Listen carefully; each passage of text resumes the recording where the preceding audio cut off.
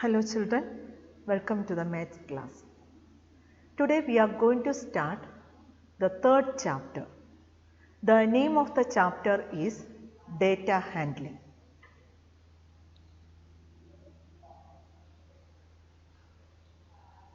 Now what is meant by data?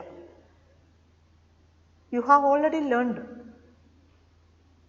Data means all kind of information in the unorganized or raw form. All kind of information in the unorganized or raw form we can call it as data. Now consider this example. Marks obtained by 10 students in maths class test out of 25. So here the marks are given 12, 18, 24, 10, 15, 18, 24, 13, 18, 10. The marks of 10 students. We can call it as a data. And it is unorganized. That means it is not arranged in a proper way. And we can call it as a data. Then each item or each mark we can call it as observation. So each mark or each item or each entry in the data we can call as observation.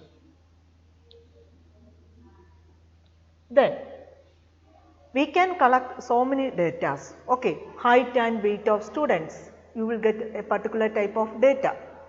Then temperature of cities on a particular day, you will get the temperatures. Then that will be a data. Favorite color of 50 students, that is also a data. And again favorite food of 10 students. So all those observations or data are unorganized. So we will call it as this set of observations as data. Then again we can say that data means raw facts collected from different sources. We will get data from different sources. Which are the sources we can select? So we will get the data from newspapers, from magazines, TV, then surveys, then conducting experiments. So depending upon our objective, we can collect the data. Then the name of the chapter is data handling. So we want to handle the data. So what is meant by handling the data? Represent the data meaningfully to obtain information from the data. So when we collect the data, it will be simply a set of observations. It does not give you any specific value.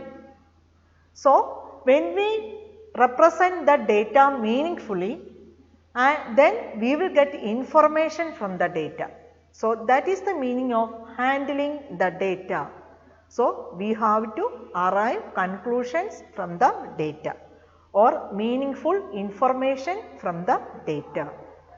Then there are 4 stages involved in data handling. How many stages are there? There are 4 stages. So if you want to handle the data, here we have 4 different stages.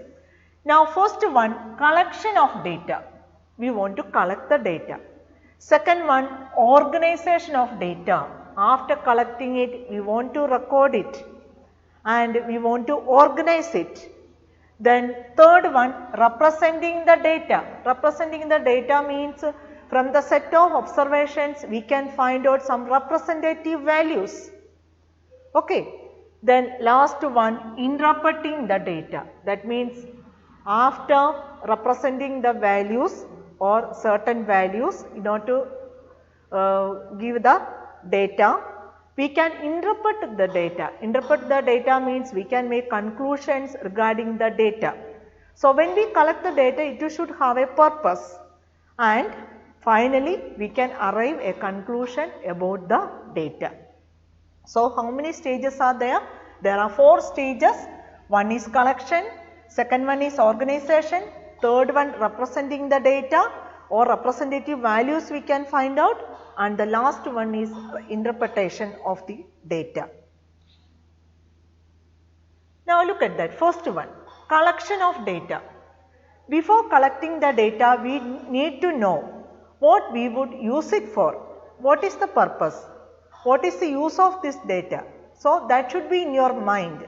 So keeping that idea in your mind, you have to collect the data. Then second one, we can collect the data from different sources. So first we should have a purpose, and based on the purpose we can use the sources. Sources means I already told, we have already seen the sources, that means from where we will get the data. We can use newspapers or from TV or from magazines or surveys, then some of them conducted the experiments from their experimental values. All those things we can take it as the data. So depending upon our purpose. Then example. This is one simple example. The marks obtained by 20 students of class 7 in monthly test. Okay, for a particular subject of that monthly test, the marks obtained by 20 students. The marks are given out of 10. Okay, so first we should have an aim in our mind. We want to find the performance of the students. Okay, so before collecting the data, we need to know what we would use it for. And what is the use? We want to find the performance of students in a particular test. Okay. So for that purpose we are collecting, therefore we have to collect the marks of the students. So here the marks of 20 students. Now next, after collecting the data, what we have to do? We collected the data. We want to organize the data. Okay, after collecting the data, record the data and organize it in tabular form. If the data is given like this, we cannot make any conclusion. Okay, we cannot find out the representative values or we cannot find out the conclusion. This is only a set of observations. But when we arrange it in the tabular form means in the form of a table, okay, then it will be easy to make the conclusions. Then the table, here the mark, so the table consists of 3 columns. Then first column, what is given here? Marks. So the first heading is marks. Then we already learned how to make the table. The second column, tally marks. In order to represent each observation, we can put a vertical stroke and we have to make it in the groups of 5, the vertical stroke. Then we can count it and write it how many. So how many vertical strokes are here? We have to write it there under the column number of children and it will give you the frequency. So the last one is number of children, that means how many students got 0 marks, how many students got 1 mark, likewise, and we can call that values as a frequency. Frequency means how many times a particular observation occurs, how many times a particular observation occurs, that we can call it as the frequency. So after collecting the data, we have to make a table and the table consists of 3 columns. One is about the items given, here marks is given, therefore the heading is a marks. The next column tally marks and here the marks of the children, so the number of children. Okay, now we are going to complete this table. Then we will look into. So the marks we can take it one by one. So the first one is 5. So 5 we will put a vertical stroke against 5. Next comes 0. Then we will put a vertical stroke. Then next comes 1. So again 1 vertical stroke. Then next observation is 9. Again a vertical stroke. Next one is 5. Then second vertical stroke. Next one is 7. Again. Then 9. 7. Again 10. Again 5, then next 9, again 10, next one is 3, next is 7, next is 9, next is again 7, next is 5, next is 3, next one is 10, next come 5. So, here already we have 4. So, the fifth one we will put a cross like this. Okay. Now, we will count it. So, here we have 1, here also 1. Next one, here we have 2 vertical stroke. So, we will write 2. Here we have group of 5. So, the total is 5. So, 5 vertical strokes. Okay. So, we will write it as 5. Then here we have 4. Then next is also 4. Next one is 3. So, we can add it 1 plus 1 2, 2 plus 2 4, 4 plus 5 9, 9 plus 4 13, 13 plus 4 17, 17 plus 3 is equal to 20. So, here 20 observations are given, 20 marks are given. So, when we add up the total frequency, that is also equal to 20. So, this is the second step, organization of the data. Now, third one is we have a representative or central values. Then it gives us information about the data. So, we have a set of observations. Out of these observations, we have one observation we have to select and it will represent the entire data. Then this central value shows the central tendency of a group of observations. What is the central tendency of the group of observations? Okay, this central value gives an idea about the other observations also. So, we will come that means the other classes we will find out how we can find out the central values and how it will represent the set of observations in the coming classes.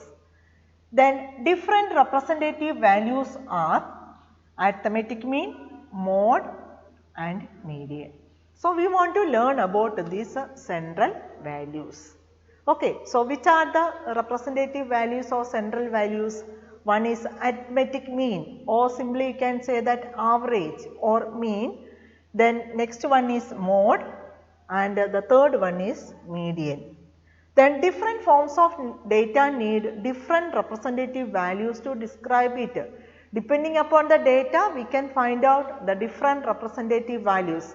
For some set of data, we want to find out arithmetic mean, but for some set of data or some set of observations, we want to find mode, and for some other set of observations, we have to find median.